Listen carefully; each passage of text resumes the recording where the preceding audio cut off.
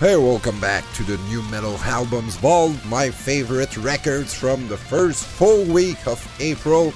It's week 14 of the year. Crazy freaking week again. We don't have any break. I love it that way. Let's immediately go into this incredible release by Immolation with the album Descent. 4 years after the very strong act of God, these guys from Yonkers, New York are back with an even better release for this album number 12. This is very old school death metal like these titans have served us since their iconic debut. Here they blast.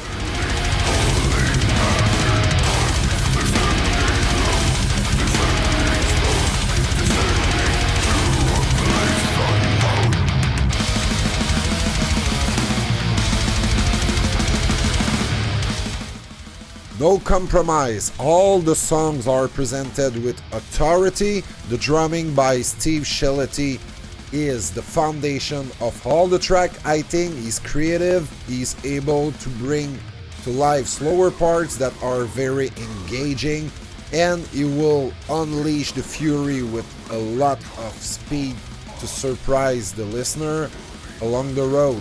I really dig how he elevates every riff by Robert Vigna and Alex Books. The drums sound amazing. The overall production is clean and it's a real detonation in your ear. Vocals are deep and low, and the guitar work is always very heavy, and the variety of riffs is something to underline also. Fucking good album by Immolation. Next up is Inferi with Heaven Wet. Now we are still in death metal, but way more into technical and melodic at the same time. This is their 6th studio album, and it's one hell of a collection of songs. They have the right balance between aggression, melodies, technicality, speed, and variation to make it fully engaging from start to the end. Let it flow.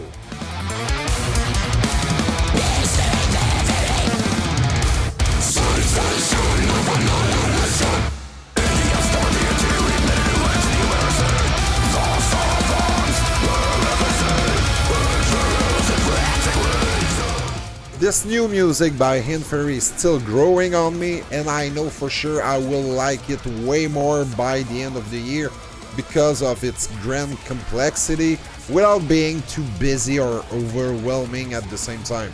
I absolutely love the intricacy of all those ferocious riffs by Malcolm Pugh and Sanjay Kumar. They are delivering some of the best riffs of the year so far. Spencer Moore is all over the freaking kit again. He laid down his tracks before joining Archfire as a full-time member. Enormous work here. Guitar solos are always a highlight, and Steve Bozer is screaming fast and have a cool range between low arch vocals and higher screams that I really dig for this style of music. Everything you want for Inferi, you get it here. Next up, it's Archfire with Too Fast to Die. It's quite incredible to have those two bands of technical death metal to unleash a studio album during the same week. They are from Vancouver. They released their 5th album, and this is the first since the departure of Spencer Pruitt, being replaced by Spencer Moore. We need a Spencer to replace a Spencer because those shoes are big to fill, not to feel. But like in Inferi, Moore is unleashed, untamable. Check that out.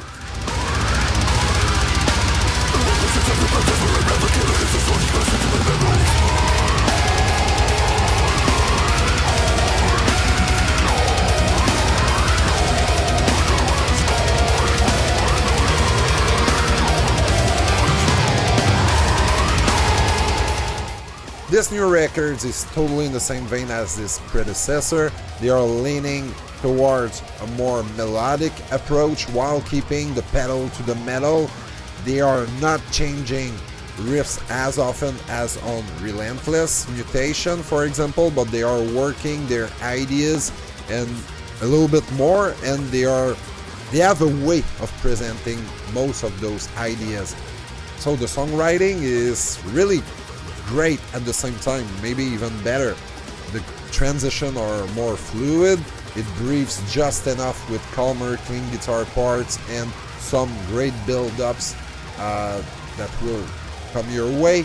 You get blazing, intricate riffs, lightning melodies, memorable lead guitar playing, fast melodic guitar solos, and yeah, those blast beat, gravity blast, unrelenting double bass drumming are still a big part of their sound.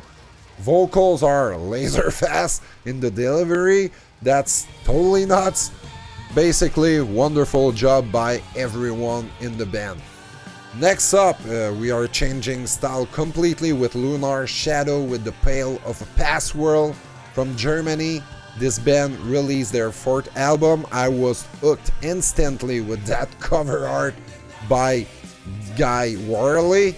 Here we get old school sounding progressive / heavy metal with new wave of heavy metal elements, galloping rhythms, very cool melodies and harmonies. They can crank up the speed also. Check that out.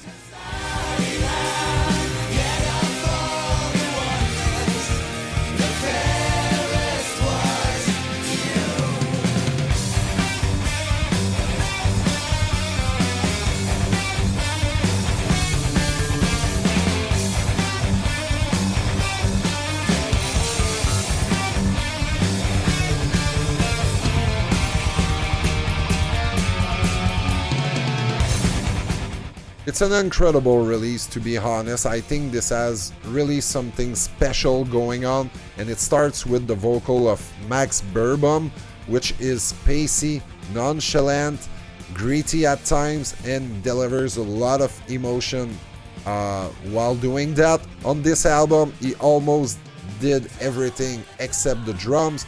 The songs are long with great development, nice clean guitars, and use of the koto instrument. Very catchy tunes without much cheese. It's a real grower too.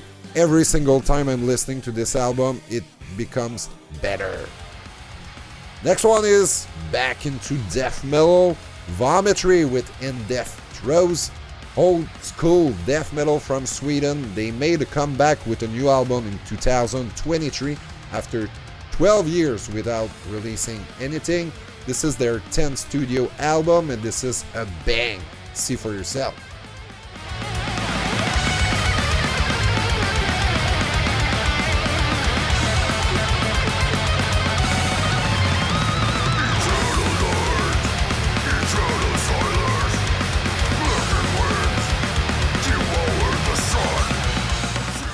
Three founding members are still in the band, and there's a new addition. Is a lead guitar player, and he does add some flavors to numerous of those songs. Deep guttural vocals all the way, accompanied by a crushing rhythm section, heavy pounding riffs, and there's faster riffs as well with some blast beat. There's still dynamics. It is OSDM by the book, and it's very well written. Next one is Nukem with The Grave Remains. This is the second album by these guys from California. Yes, 10 years after the debut album, they play thrash metal with a lot of speed and a subtle hardcore influence on some riffs. Hear him out.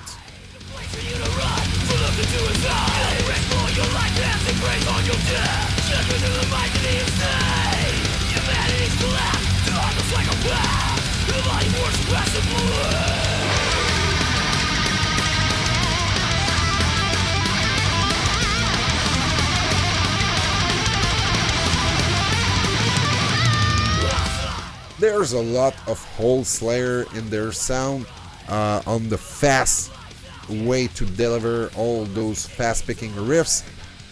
This is classic riffs by the book and nice trashy vocals. Truthfully, it sounds like so many bands of the genre, but the execution is great and I like the energy of that record. Don't expect anything new, but it's just good old speedy thrash metal. Next one is Metal Church with Dead to Rights. Classic heavy thrash metal act from San Francisco, releasing their 14th record. 3 new members in the band, including vocalist Brandon Allen, and he does a freaking awesome job. He sounds like gritty, high-pitched Rob Halford, and mixed with cam pipes from 3 Inches of Blood, but in a lower register, I would say.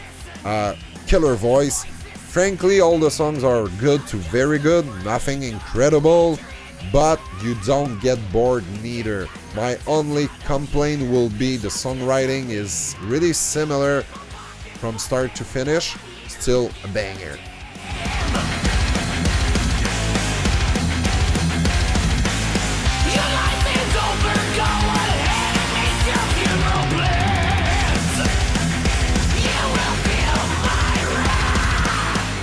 Last one, it's an EP, it's Melekesh with Sentinels of Shamash. Melekesh Asmadi is the mastermind and he's back with his first new music in 11 years. And this is exactly what I wanted from this band. High energy Middle Eastern black metal, great riffing with the typical Melekesh chords that work so fine to me. Really cool screaming vocals, unusual energetic drumming. I really like some of those beats. It feels like dancing with those Middle Eastern chords. Nice melodies all throughout. I hope he's just testing the water with this EP and he will eventually publish more new stuff. This is killer material, I think, and if you like black metal and Middle Eastern influences, let's dive into this record. Listen.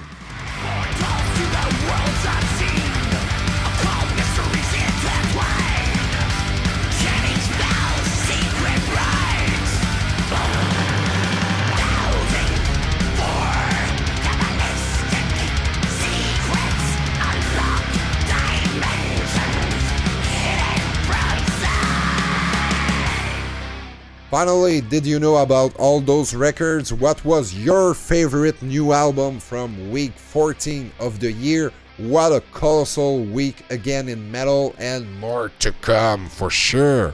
We are just in April. Thanks for stopping by Metal Anthology.